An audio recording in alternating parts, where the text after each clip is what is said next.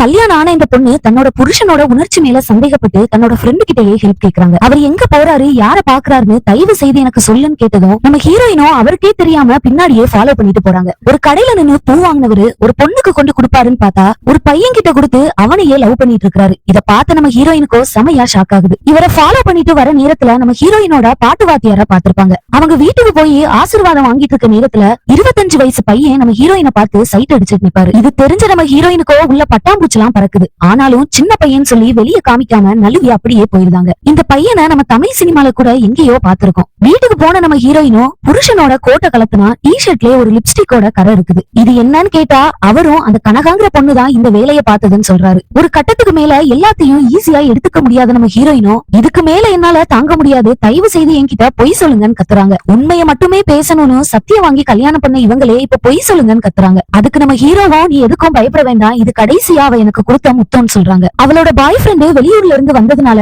இனிமே நமக்குள்ள இந்த ரிலேஷன்ஷிப் வேண்டான்னு சொல்லிட்டு அவ போயிட்டான்னு சொல்றாங்க. இத கேட்ட நம்ம ஹீரோயினுக்கும் அப்பதான் போன உயிர் திரும்ப வருது. புருஷனாவே இருந்தாலும் ஒரு சில விஷயங்களுக்கு நோ சொல்றதுதான் லைஃபுக்கும் நல்லது.